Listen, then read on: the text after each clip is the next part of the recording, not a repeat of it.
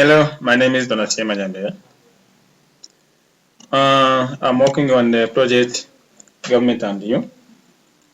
Just we're going to see the features and the functions of the US government and its political system. By just continue, we're going to see the three branches of the US government. So, for continue, let me hear how others say about the US government. As I told you, my name is Majyambere. I'm a student in the Bachelor of Arts or Art program with College for America at Southern New Hampshire University. And I'm conducting this interview as a part of my academic work. With your consent, I will record this interview and use the information in the street interview video I'm working for contribute to society project. In the interview will be used to create a street interview video and submit it to Project for America so that my project can be evaluated. This record will be used solely for this purpose. The interview information will be temporarily stored in the Project for America online evaluation system, through which only the evaluator and Project for America staff will have access on this interview. Do you have any question? I don't. It's okay. Can you go? Do you give a consent to be interviewed and recorded? Yes, sir. Okay, thank you. So, can you give me the Okay, I, Francois Itman, I give my informed consent to participate in this interview to be recorded and used as part of students' academic work. Okay, thank you, Francois, for giving me a consent. I, Jean-Marie Vianney Moutou, give my informed consent to participate in this interview to be recorded and used as part of the student academic work. Oh, thank you, Jean-Marie. Welcome. What are the three branches of government? Three branches of the government are executive, legislative, and judiciary branch. Okay. I think there is a part of the legislative power, I think. Yes. And there is a part which is composed by the Senate and the Congress. Yes. Unfortunately, the third part I don't maybe. The US government has three branches: the legislative branch, executive branch, and the judicial branch. So we have answered the question. Say that what does each branch do? Thank you. Yeah, you did it. So, what does this branch do? Okay, so the executives are the local administration, the president, the ministers, those kind of people. And what they do is they uphold the law. So the Congress is just the House of Representatives and the Senators. They just make the law. They vote for the laws to be applied. And the legislative are those judges and judges in general. The lawyers. That's the judiciary part of the government. Oh, I think Starting by legislative power, Yes. it's in charge of preparing the laws, elaborating the laws, and setting some fines and punishment when they are needed. Yes. And the Congress, Yes. I think, is there to prepare, Yeah. to discuss about the elaborated laws, Yes. and after they communicate them to the upper level, I can say. Actually, let me start by the US, the legislative branch as one of the branch of the US government. This branch is composed by Congress, Senate, and the House of Representatives that makes laws. The legislative The legislative branch establishes the legislation and confirm or reject presidential appointment, and it has the authority to declare war, according to information from US.gov. Also, executive branch is the branch that comprises by president, vice president, cabinet, executive department, independent agents, and other boards. It, it also has the commissions and committees. The executive branch carries out and enforce laws.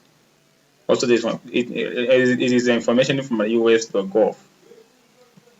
So, according to this website, the US.gov, judicial branch is the branch that interprets the meaning of laws, apply laws to individual cases, and also decide if laws violate the Constitution. This judicial branch is comprised by the Supreme Court and other federal courts. So there are checks and balances. The legislative branch makes laws, but the president in the executive branch can veto those laws with a presidential veto. The legislative branch makes laws, but judicial branch can declare those laws unconstitutional. The executive branch, through the federal agents, has the responsibility for day-to-day enforcement and administration of federal laws. Those federal law departments and the agencies have commission and responsibilities that vary widely from environment protection to protecting the nation borders. The president in the executive branch can veto a law, but the legislative branch can override the veto with enough votes. The executive branch can declare executive order, which declare like proclamation that carry the force of laws, but judicial branch can declare those act unconstitutional. The judicial branch interprets law, but the president nominates Supreme Court justice, Court of Appeals judges, and district court judges who make the evaluations. The judicial branch interprets laws, but the Senate in the legislative branch confirm the president nomination for judicial position, and the Congress can impeach any of those judges and remove them from the office. The information from the benesguide.gpo.gov. So now we're going to see the Democratic and the Republicans are major parties. So you are going to see if there are other third party. But before saying about anything on this question, just let me hear about how other people say if about the third party system. Democratic and Republic are the major parties. Can you name a third party? Third parties like Libertarian. Yeah. Party? I think the third party is libertarian. I think it's like that. It's okay. That's you know more. That's a good explanation and. Yeah, apart from Republican and the Democrats, there are the other party. There are a lot of parties like Green Party, Reform Party, Libertarian, and the Constitutional Party, according to pbs.org. All those parties have fielded presidential and candidates in the last several elections. according to information from Nwanzota on the pbs.org. So I'm going to see how the two-party system started. The two-party adopted names that reflected their most cherished values. So the information from the ushistory.org, the Federalists of the 1796 attached themselves to the successful campaign in the favor of a constitution and were solid supporters of the federal administration, although Washington denounced Paris as a horrid threat to the Republican.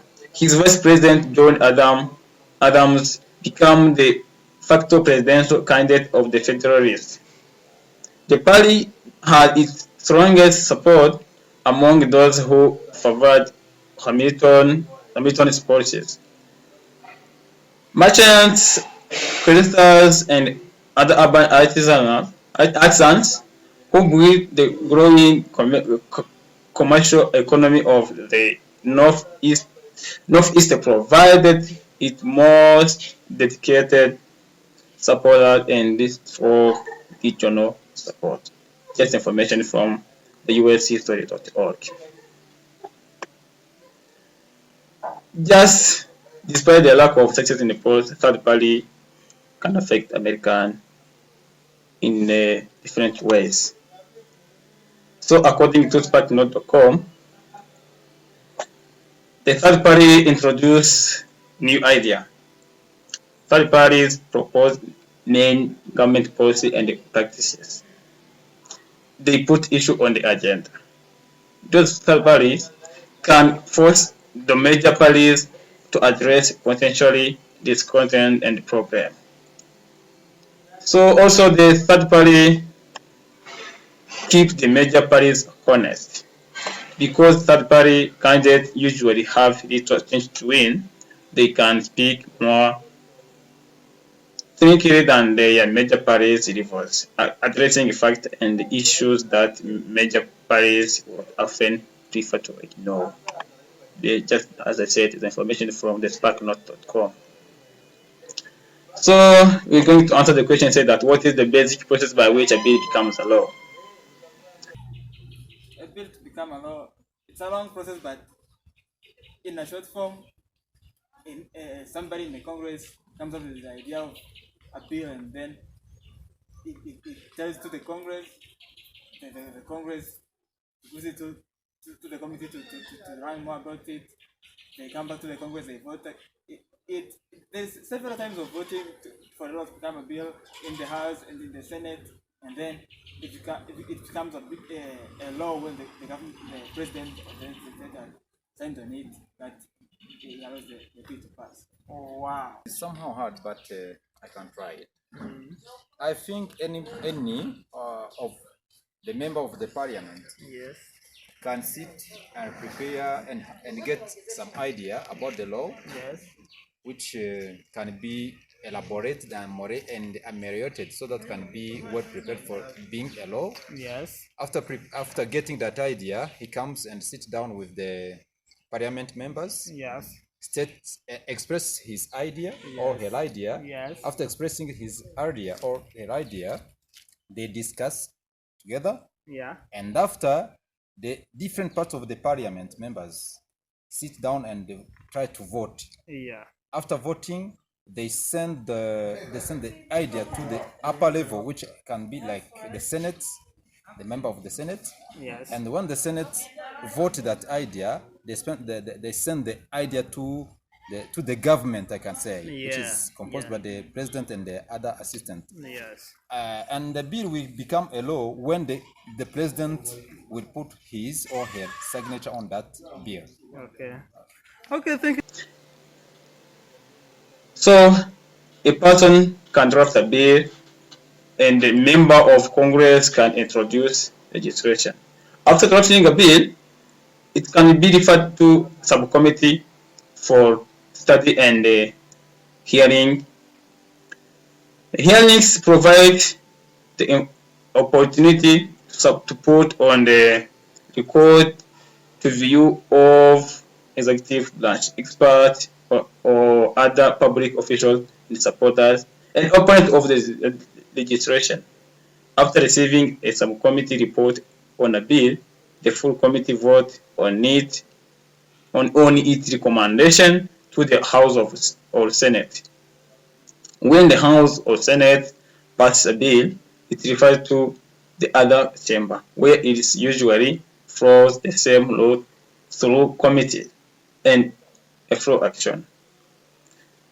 This chamber may approve the bill as received after both the House and the Senate have approved a bill in identical form.